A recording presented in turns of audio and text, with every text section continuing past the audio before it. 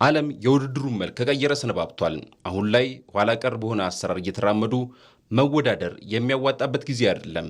ዓለም በቴክኖሎጂው ረገድ ከደረሰበት ከፍተኛ ደረጃ የሰው ሰራሽ አስተውሎትን ከግብርና እስከ ፋይናንስ፣ ከጤና እስከ ወታደራዊ ስትራቴጂዎች ድረስ የሰው ልጅ ጉልበት፣ ጊዜና ገንዘብን በመቆጠብ ብቻ ሳይሆን አገልግሎቱን በማላቅ አዲስ የታሪክ ምዕራፍም እየጻፈ ይገኛል።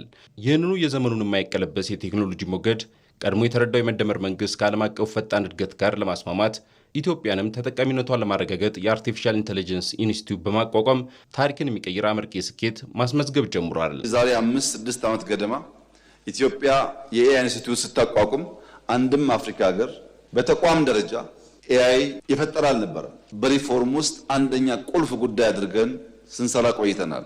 ብዙ ውጤት አግኝተንበታል። ከዚህ በላይ ደግሞ ለልጆቻችን ውጤታማ ዘመን ይፈጥርላቸዋል። ኢትዮጵያ በዘርፉ ተወዳዳሪ ሆና ትወጣ ዘንድ ቴክኖሎጂን እንደዚህ ቀደሙ ሁሉ የተዘነጋ ሳይሆን ከአምስቱ የእድገት ምሰሶዎች መካከል ዋነኛ በማድረግ ለትውልድ የሚተርፍ ታላቅ የኢንቨስትመንት መሰረት ጥላለች።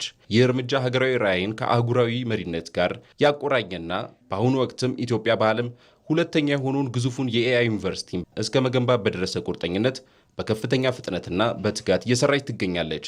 ይህ ግዙፍ ፕሮጀክት የአመራር ስትራቴጂያዊ ጥበብና የትልቅ የማለም አቅም ለዓለም አቀፉ ማህበረሰብ በግልጽ ያሳየ ተስፋ ሰጪ እርምጃ ተደርጎ ተወስዷል። የሰው ልጅ መስራት የማይገባቸውን ስራዎች ግን ይሰራል።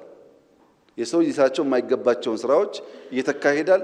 ኤአይን የምንፈጥርኛ ነን፣ ኤአይን የምንቀይርኛ ነን። ቀድመን ግን ፋውንዴሽን መጣል አለብን። ኢንፍራስትራክቸር ታለንት ነው። ታለንት ደግሞ መቅለል አለበት ልጆቻችን ጋር። ያ ካልሆነ ኮምፒት ማድረግ አንችልም የሚል እሳቤ አለ። አሁን የምንፈጥረው የኤአይ ዩኒቨርሲቲም ብዙ ችግር ለኛም ለአፍሪካም እንደሚፈታ ይታመናል። ለኢትዮጵያ አርቲፊሻል ኢንተለጀንስ የቅንጦት መገለጫ ሳይሆን ዲጂታል ኢትዮጵያን ለማድረግ የሚንቀሳቀስ ዋነኛ የልማት ሞተር ነው። መንግስት ትውልዱ ለቴክኖሎጂ ባዳ እንዳይሆን መደላደሉን ከመፍጠር አንስቶ ወጣቶችን በዘርፉ በማሰልጠንና የፈጠራ ስራዎችን በማበረታታት ኢትዮጵያ በቴክኖሎጂው ራሷ እንድትችልና የቴክኖሎጂ ውጤቶችን ወደ ውጭ በመላክ የውጭ ምንዛሪ የምታገኝበትን መንገድ እየቀየሰ ይገኛል። ይህም አዲስ የዲፕሎማሲ መንገድ በማድረግ ኢትዮጵያ በአፍሪካ አህጉር ያላትን የቴክኖሎጂ ተጽዕኖ በከፍተኛ ደረጃ እያሳደገው መጥቷል። የኢትዮጵያ ስትራቴጂ የሌሎችን ሀገራት ቴክኖሎጂ በደፈናው መቅዳት ሳይሆን የራሷን ነባራዊ ሁኔታና ፍላጎት ያገናዘበ ሀገር በቀል መፍትሄዎችን ማፍለቅ ላይ ትኩረቱን አድርጓል።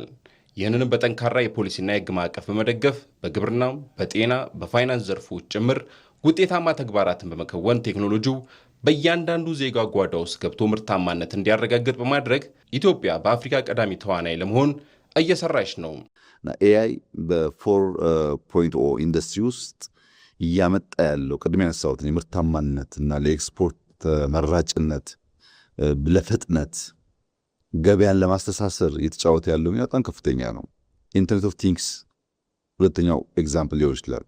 ኢንተርኔት ኦፍ ቲንግስ የሚባለው ሁሉም ነገር ምግቡም፣ ሽያጩም፣ ንግዱም ከኢንተርኔት ጋር ያለው ትስስር ማለት ነው። የምታዝበት፣ የምትከፍልበት፣ የምትመርጥበት መንገድ በሙሉ ወደ ኢንተርኔት እየተቀላቀለ መጥቷል። በብዙ ዓለማት እኛም ጋር እየተለመደ ነው ያለው።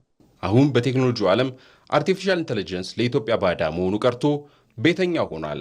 ይህም አርቲፊሻል ኢንተለጀንስ እንደ ልማት አሽከርካሪ ሞተር በመጠቀም የዜጎችን ሕይወት የሚቀይሩ የፈጠራ ስራዎች ላይ ማተኮር ስጋትን ከትልቅ ሕልም ጋር ያቀናጀ ሀገራዊ ራዕይ መገለጫ ነው። ይህንን ታላቅ ዕድል ተረድቶ በትውልዱና በቴክኖሎጂ መካከል ያለውን ድልድይ ማጠናከር ለነገ የማይባል ወሳኝ ታሪካዊ ተግባር መሆኑን አረጋግጧል።